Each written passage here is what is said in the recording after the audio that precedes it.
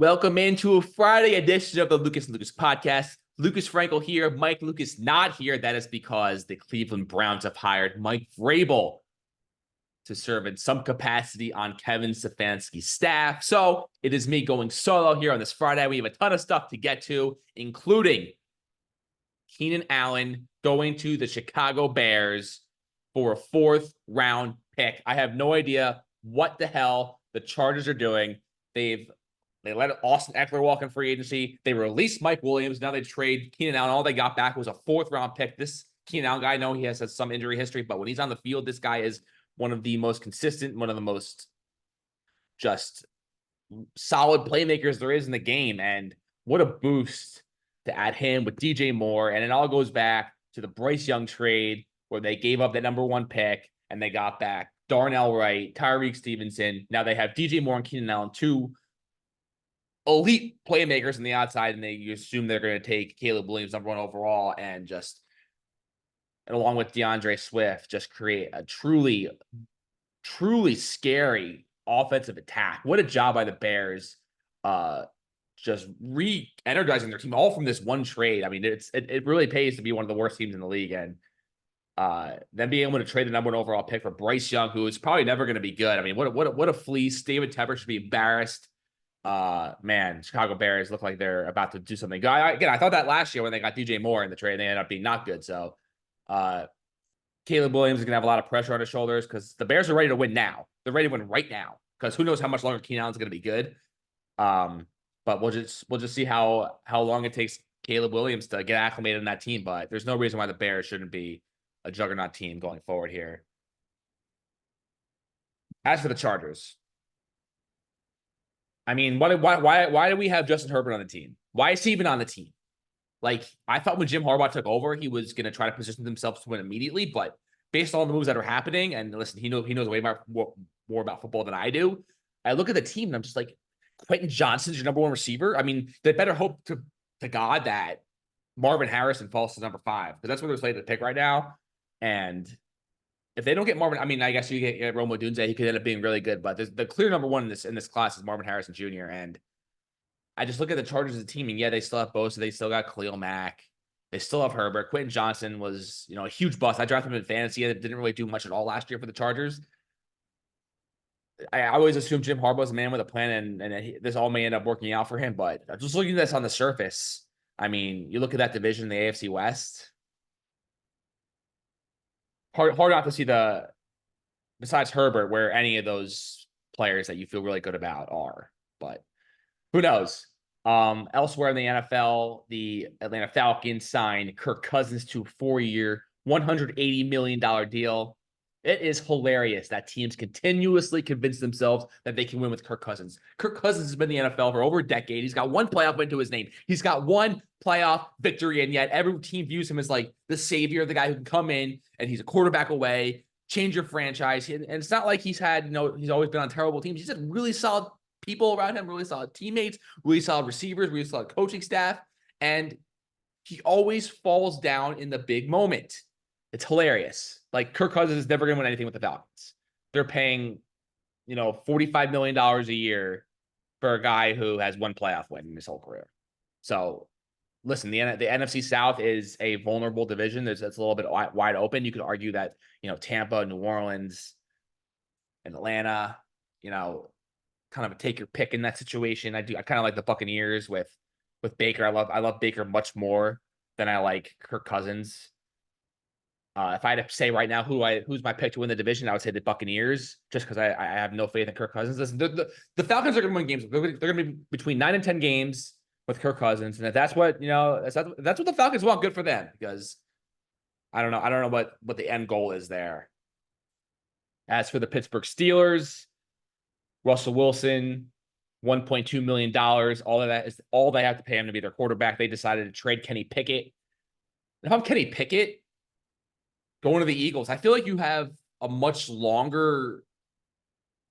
I don't know what his plan is, but I feel like you're not going to start for the Eagles. Jalen Hurts is going to be the guy for the foreseeable future. At least with the Steelers, you can, Russell Wilson, the Steelers are taking a huge risk hoping that he can be resurrected here. I feel like you have a much greater plausibility of winning the starting job or overtaking West because he just flat out sucks than hoping that Jalen Hurts crumbles. Jalen Hurts has been a really, really solid player. I think he was dealing with injuries last year, which is why he wasn't as good as that Super Bowl performance and wasn't able to carry it over. But I don't think Kenny Pickett's ever going to be a starting quarterback ever again in this league. But I think the fact that he has to sit behind Jalen Hurts now only makes that wait even longer. But to each his own, he can do whatever he wants. Best of luck to him. Philadelphia Eagles getting Saquon Barkley. Huge win. Massive win for the Eagles. I view this sort of like the Christian McCaffrey going to the 49ers from the Panthers. Because when Christian McCaffrey was on the Panthers, I was like, do not touch that guy. Do not touch Christian McCaffrey, especially in fantasy. Because I just didn't see the infrastructure around him for him to be successful. And then as soon as he went to the 49ers, I was like, oh my God. And you've seen the results. There have been a juggernaut franchise since he's been there. He is far and away the best running back in fantasy football, far and away the best running back in the NFL. He should be the number one pick in fantasy for as long as he's on the 49ers. And Saquon is going to explode this year for the Philadelphia Eagles. Adding him to that offense with Devontae, A.J. Brown, him and Jalen Hurts should have an unbelievable rapport. He is so much better than DeAndre Swift. It's not even close.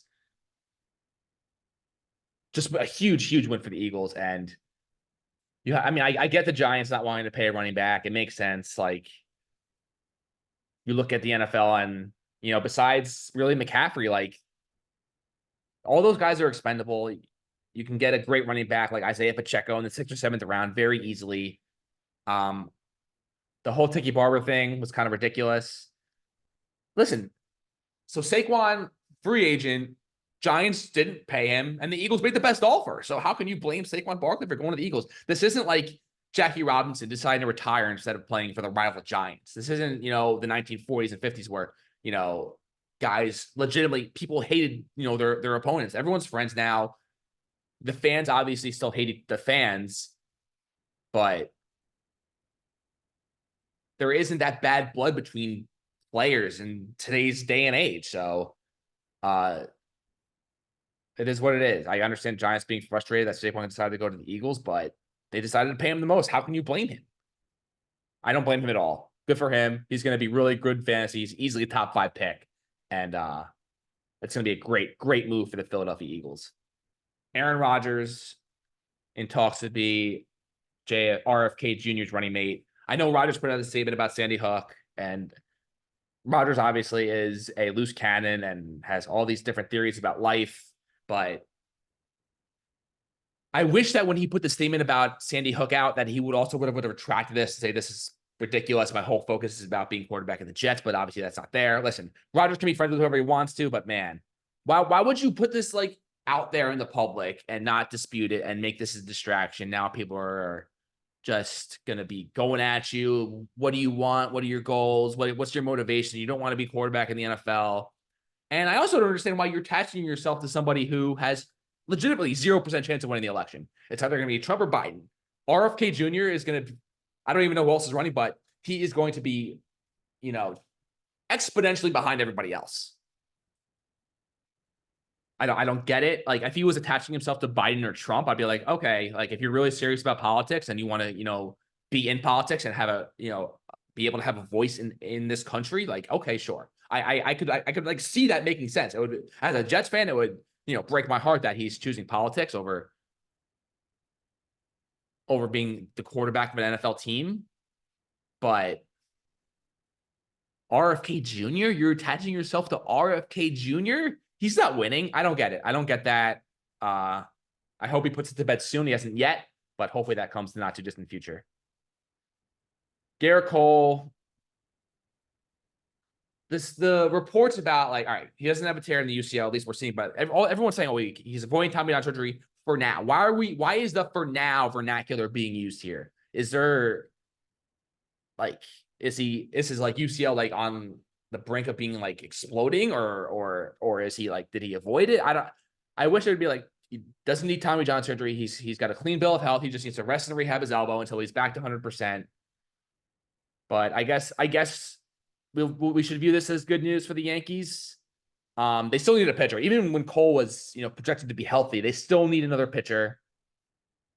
I get the whole luxury tax thing with Blake Snell and giving up picks and, more all that, Jordan Montgomery. But the Yankees need another reliable pitcher. Because right now the rotation is Rodon, Stroman, Nestor, Clark Schmidt, and then a fifth guy, whether it's a Luis Hill, Luke Weaver. Like, they just need another tomato guy that can go out there and pitch, 6 solid innings. And right now they don't have that. I think the best case scenario is Cole's back probably June 1st. And we'll see how the rehab goes, if there's any setbacks or anything like that. But I guess it's a sigh of relief that he doesn't need Tommy John surgery, which would probably put him out until, the All-Star break of 2025. And that's not what anybody wants. But good on Cole for getting ahead of this and, sensing that something was wrong and reporting it and getting ahead of it. Cole is one of the smartest pitchers in baseball. Just his knowledge of the game is so high that he was able to detect this and, get ahead of it. So good on him for that.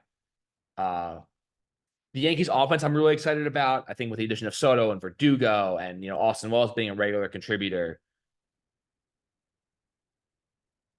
I think the offense will be a lot better this year. As for the pitching staff, it's seeing Severino be so great for the Mets in spring training. Granted, spring training means absolutely nothing, but seeing Severino put up those numbers is like, all right, well, we could have just brought that guy back. Frankie Montas is the opening starter for the Reds. I would have liked to see him back. I just feel like Cashman, like the Yankees are all about, win at all costs, win at all costs. But like, if you're winning at all costs, you would bring in another pitcher. So who knows? Opening day, 2 weeks away, March 28th in Houston. Marcus Stroman declined to be the opening day starter. I know everyone's getting on all over Marcus Stroman, but whatever. He unblocked me on Twitter, so Marcus and I are on very good terms, and we're excited about the season. I'm not so optimistic about the Yankees pitching this year, so unless they sign Snell, which they really should. But anyway, Mike Lucas should be back next week, unless the Browns decide to sign another coach that Mike freaking Vrabel. Unbelievable. Missed the podcast because of Mike freaking Vrabel. Unbelievable. Can't believe this crap. See you all next week.